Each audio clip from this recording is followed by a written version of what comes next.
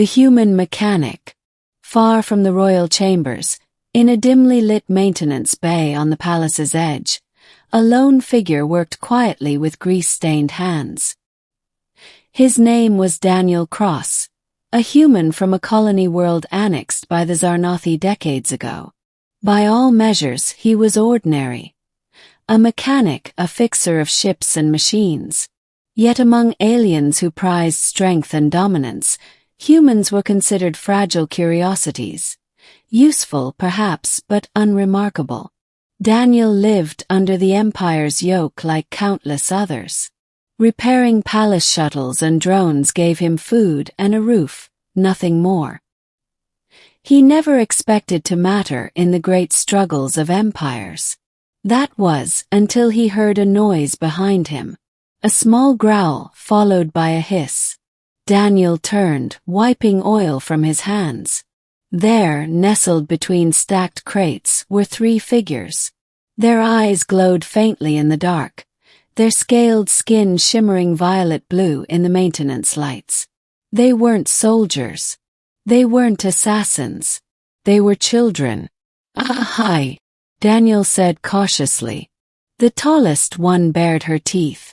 Silence, human. The other two pressed closer to her, trembling, not from fear of him but from exhaustion. Their royal garb was torn, their talons dulled by hours of frantic escape. Daniel blinked. He had seen images of the Queen's brood before, broadcast across the Empire as propaganda. These weren't random strays. These were them. The missing princesses. An unlikely shelter. Look, Daniel whispered, crouching low. I don't know how you got here, but if anyone finds you, we command you to hide us, the tallest hissed, her voice shaking despite her attempt at ferocity. Do it, or we'll tear out your throat. Daniel raised his eyebrows. Right. Except you're barely standing. Indeed, one of the smaller ones, Orisha, was already curling into a ball, her sharp breathing betraying exhaustion. Caliph leaned against the crate, trying to look menacing but swaying on her feet. Daniel sighed. He wasn't suicidal, but neither could he shove them into the corridor where hunters prowled. Fine. You can stay. Just don't scratch up the place. They watched him warily as he spread out an old thermal blanket in the corner. He expected them to reject the offer, but fatigue overpowered pride. Within minutes, the three princesses were curled together like lion cubs, breathing softly. Daniel returned to his work, shaking his head. Great. If anyone finds me with you, I'm dead. But sure, make yourselves at home. What he didn't expect was to wake the next morning with three scaled figures nestled on top of him, curled on his chest. Daniel stirred awake, realizing with a start that he couldn't move his arms. A warm weight pressed against him. He looked down and nearly panicked. Nera, the eldest, had her head resting on his chest, her clawed fingers clutching the fabric of his shirt like a lifeline. Orisha was curled at his side, her tail looped across his waist. Caliph, the proud one, had buried her face against his shoulder, drooling faintly in her sleep. He froze. If anyone sees this. But as he listened, he realized something. Their breathing was steady now, calmer than before. For all their ferocity, they were children who had been hunted, terrified, and lost. And for reasons beyond him, they had found safety in the warmth of a human chest. Daniel whispered to the ceiling. What the hell am I supposed to do with you? The hunt intensifies. By midday, the palace was in uproar. Patrols stormed every sector, interrogating workers. Rumors spread of assassins, kidnappers, or worse, internal betrayal. Queen Lethera herself descended into the search, her towering figure striking terror in all.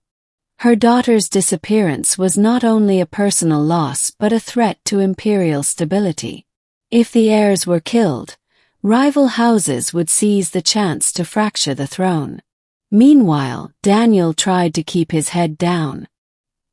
He smuggled food from the kitchens, keeping the princesses hidden in the storage bay. But their presence wasn't easy to disguise. They hissed at strange noises, bickered among themselves, and one night Orisha nearly shredded a drone that buzzed too close. "You can't keep doing that," Daniel hissed. "If anyone finds claw marks, we're done." "We are not weaklings who hide forever," Calith spat. "We should march back and demand answers." "Yeah," Daniel countered. "And what if the same people who chased you out are waiting? Think for once." The eldest, Nera, studied him quietly. "Why do you help us, human? You owe us nothing. If they find us here, you will be executed." Daniel rubbed his neck. "I don't know. Maybe because you're kids. Maybe because I'm tired of watching people get crushed under your empire's boots. Maybe because no one deserves to be alone." The princesses exchanged glances. For the first time, their eyes softened. The revelation. On the third night, Daniel learned the truth. "We were not kidnapped," Nera whispered as the others slept. "It was Mother's own counsel. They feared our power.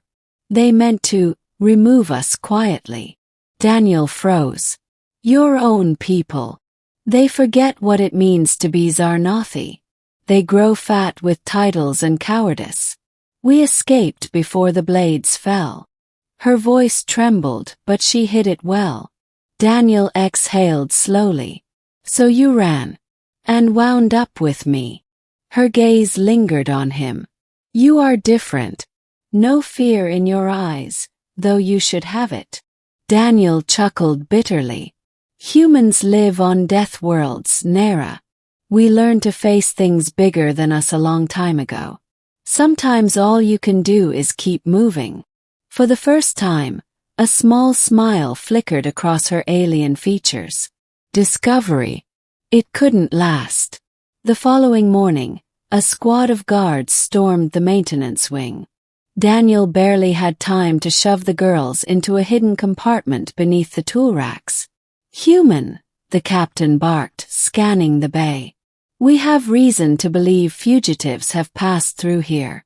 Speak, and you may live." Daniel forced himself to stay calm. "I fix machines. That's it. No fugitives here." The guards tore the place apart. One brushed dangerously close to the hiding panel. Daniel's heart pounded.